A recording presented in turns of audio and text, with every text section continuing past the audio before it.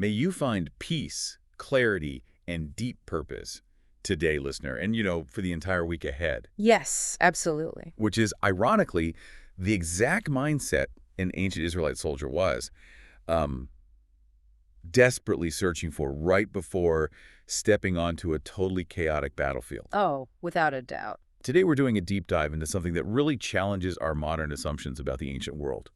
We're looking at the ancient Israelites' rules of engagement. Right, specifically drawing from the study notes in the Holman and NAA study Bibles, focusing on Deuteronomy chapter 20. Yeah, and it's a text that completely flips the script on what we assume about ancient history, right? It really does. I mean, when we think of warfare in the Bronze or Iron Age, the image that usually comes to mind is this lawless, brutal free-for-all. Just a total scorched earth scenario. Exactly, like the only rule is survival of the fittest.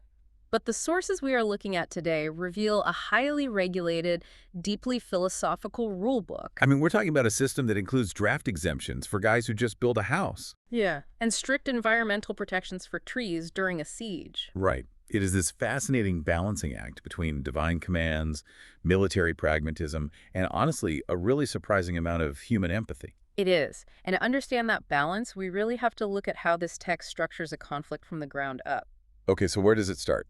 Well, before a single sword is drawn, before the army even marches, the text sets a very specific scene of pre-battle preparation, and the atmosphere it describes is just thick with tension. I can imagine. Yeah, the soldiers are lined up, looking across the field, and they're facing an enemy that is larger, more heavily armed, and equipped with horses and chariots. Which, in the ancient world, is essentially staring down a line of mechanized tanks. Oh, easily. We aren't just talking about a couple of guys on horseback here. Mm-hmm. Chariots were terrifying. Just the sheer noise of them thundering across the dirt, the side wheels. It was pure psychological and physical terror. And that sensory terror is exactly what the ancient writer is addressing. The psychological weight on an infantryman facing a chariot charge is immense. Right, so you'd expect the commanding general to step forward, right? Like a hardened veteran giving a tactical briefing on how to brace the shield wall. Or a blood-pumping speech to stir up their aggression. Exactly. But that isn't what happens at all. The very first instruction in Deuteronomy 20 is that a priest steps forward to address the troops. A priest. A priest. See, that's like, imagine being down by a touchdown in the Super Bowl, the clock is ticking, and instead of the head coach drawing up a play, he sends the team chaplain onto the field to talk to the quarterback. That's a great analogy. It completely shifts the entire paradigm of what is about to happen. So what does the priest actually say? Well, the notes from the NAA Study Bible unpack this dynamic beautifully. The priest's message is entirely spiritual. He says, do not be afraid, do not panic, because God, the same God who brought your ancestors out of Egypt, is with you. Yeah. The commentary points out that this establishes a foundational rule for ancient Israel. The ultimate force on the battlefield is not military might. So it's not about the superiority of your bronze weapons or outnumbering the enemy. Right. The deciding factor is the presence of God. Which fundamentally changes the definition of victory for them. Yeah. I mean, it takes a psychological burden off the soldier's physical prowess. Exactly. It shifts the mindset from, we have to be stronger and more ruthless to we simply have to be faithful. It does. And the NWA notes connect this to a broader underlying biblical theme that's really quite profound. They suggest that the overarching commandment, do not murder, is actively being applied here in a military context. Wait, applying do not murder to warfare? Yeah. That almost sounds like an oxymoron. If you're on a battlefield, isn't the entire point to kill the other side? On the surface, yes.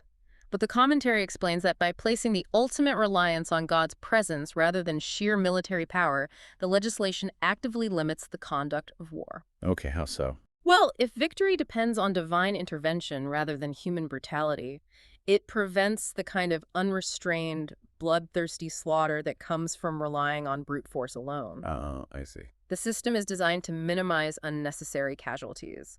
The goal isn't just winning, it's recognizing a higher authority and maintaining a deep respect for human life, even when conflict is unavoidable. So the priest isn't out there giving a pep talk to make them swing their swords harder. No, not at all. He's actually conducting, like, a grounding exercise to keep them from losing their humanity in the chaos of battle. Exactly. War wasn't supposed to be an end in itself. It was a restricted, highly regulated activity. And that restriction becomes blaringly obvious in the very next phase of the text, right? So absolutely. Because once the priest has grounded the troops spiritually, the military officials step forward, and they do something that is virtually unheard of in ancient military history. They announce a series of exemptions. This is the part that completely blew my mind. Mm.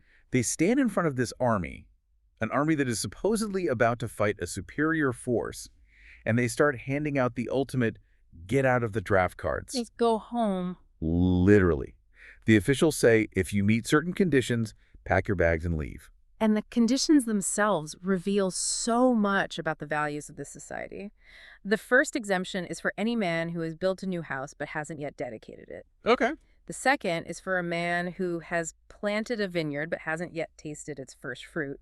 And the third is for a man who is engaged to be married but hasn't had the wedding. Think about the sheer labor involved in those milestones, though. Building a house in the ancient Near East wasn't, signing a mortgage and hiring a contractor. No, you were likely out there making the mud bricks by hand. Right. Setting the foundation, cutting the timber, and a vineyard. You don't just plant a grape seed and harvest it the next week. Yeah, that is years of cultivating the soil, pruning vines, waiting. So the Holman and NAA Bibles both emphasize what these specific exemptions tell us about ancient Israelite law. It was not a rigid, unfeeling state machine that viewed citizens purely as cannon fodder. Definitely not. The law was incredibly sensitive to the natural rhythms of life and human flourishing. It recognizes that preserving a person's right to actually enjoy the milestones of their immense labor or to consummate a marriage and start a family is inherently more important to the fabric of society than adding one more foot soldier to the front line. It's prioritizing the continuation of society over the immediate demands of the military. Yeah.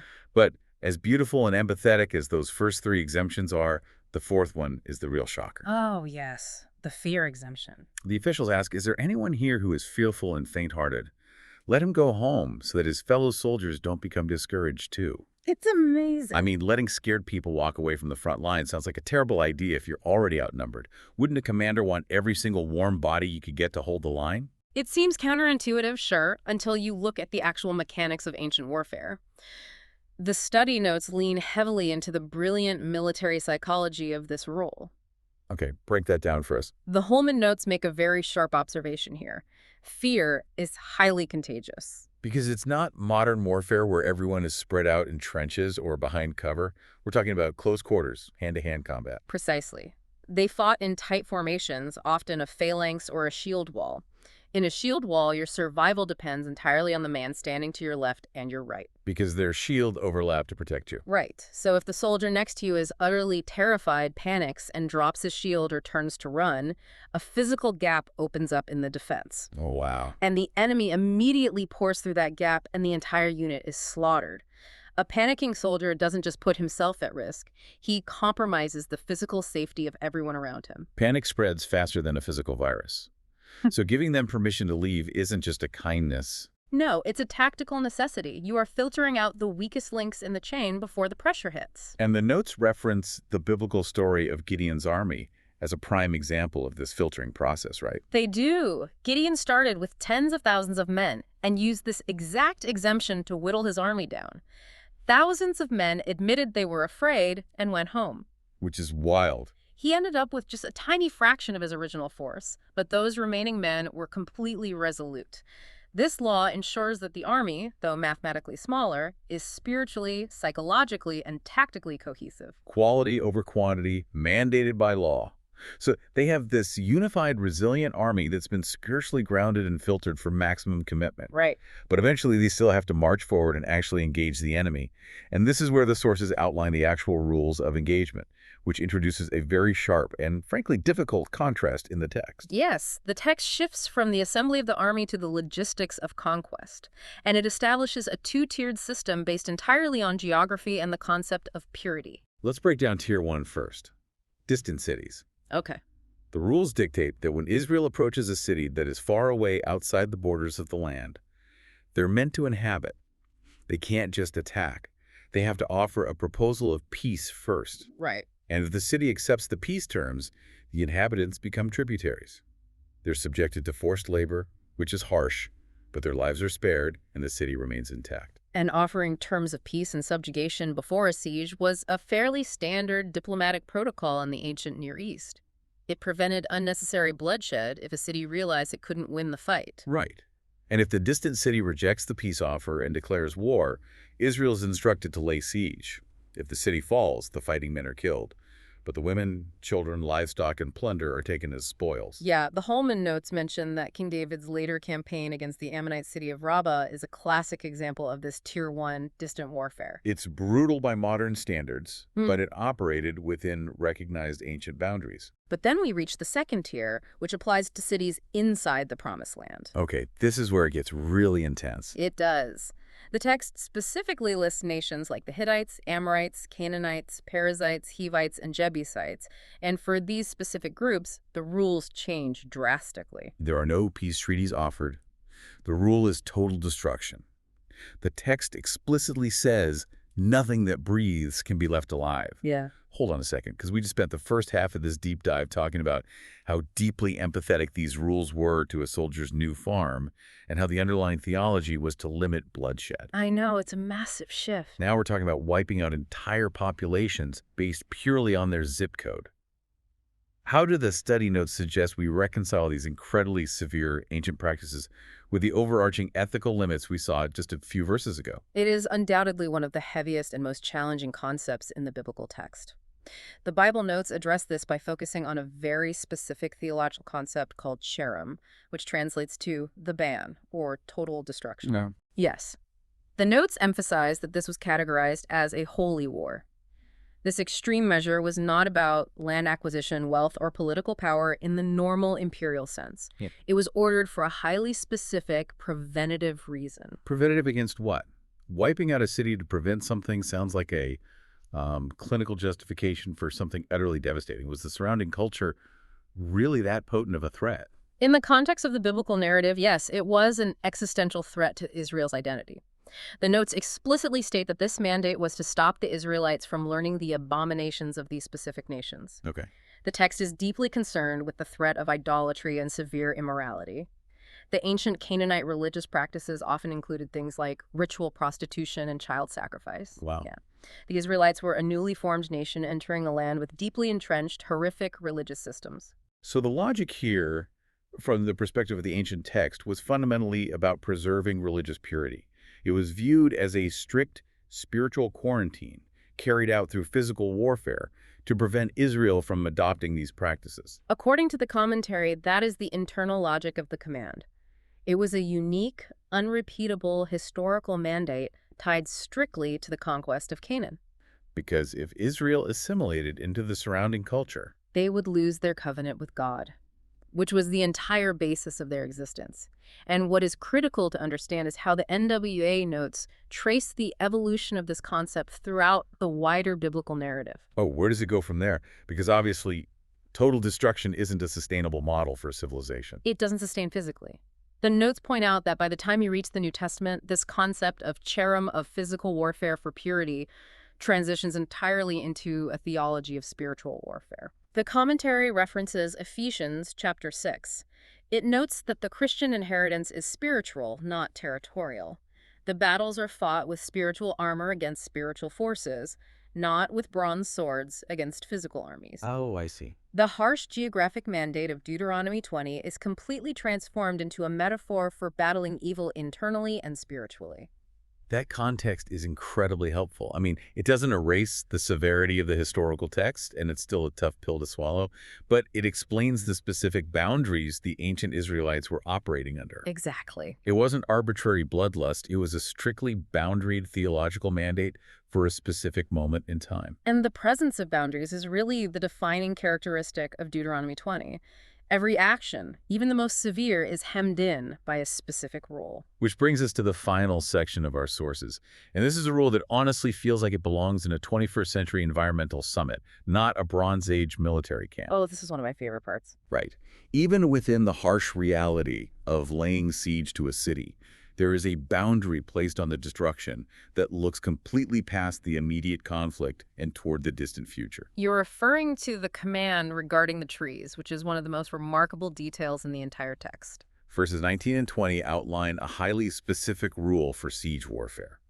When the army is surrounding a city and building bulwarks and siege engines, they are strictly forbidden from cutting down fruit trees to source their timber. Yeah. They can chop down non-fruit-bearing trees, but the orchards are completely off limits. And to understand how radical this is, you have to picture a typical ancient siege conducted by an empire like the Assyrians or the Egyptians.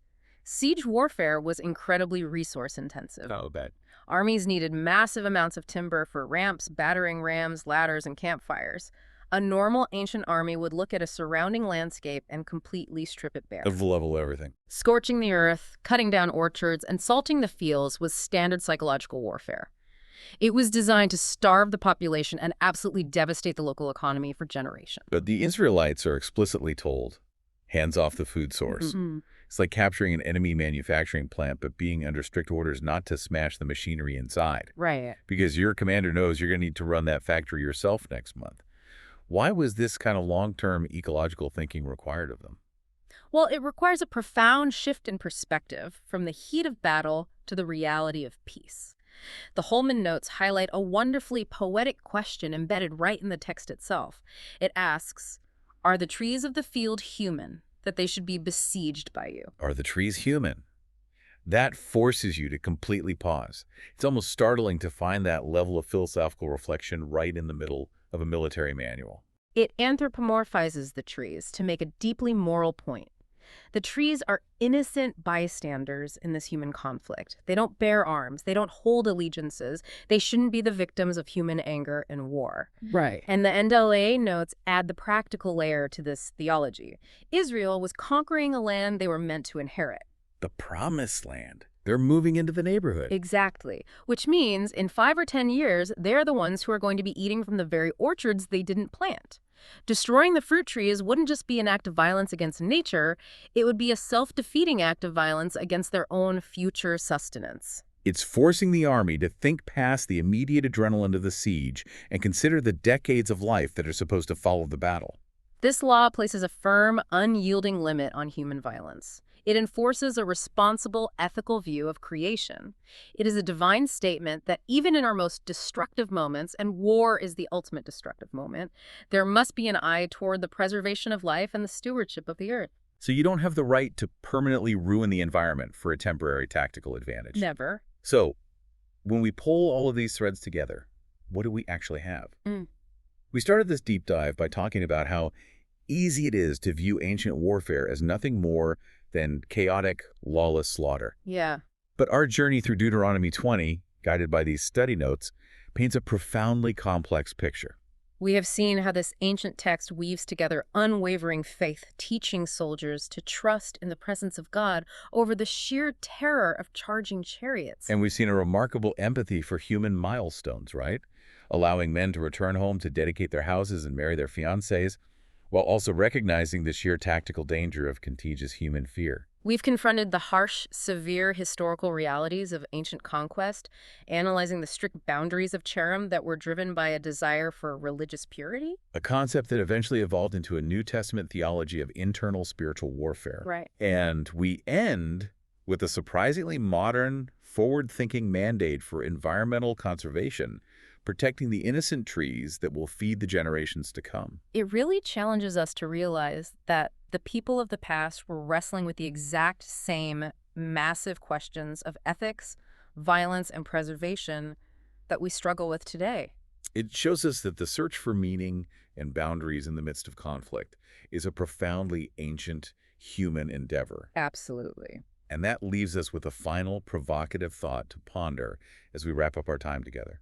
We just looked at an ancient law written thousands of years ago that recognized the absolute necessity of preserving future resources like fruit trees, even in the middle of a life-or-death siege. Yeah. It makes you wonder, how often do we, in our own modern conflicts, blindly scorch the earth around us? Oh, that's a great question. Right. Whether it's a competitive struggle in our careers, a bitter disagreement in our relationships, or literal global conflicts, Yeah. how often do we destroy the environment or burn bridges or ruin the trust of the people around us just to win a temporary battle? Too often, I think. We get so focused on the siege that we destroy the very orchards that are supposed to sustain us tomorrow. Just something to reflect on the next time you find yourself in the heat of a conflict. A very necessary reflection for all of us to carry forward. Well, listener, that brings us to the end of our time today. Thank you so much for joining us on this exploration of the ancient world. We're going to say goodbye for now, and as we do, I want to leave you with this final thought. God blesses all the listeners.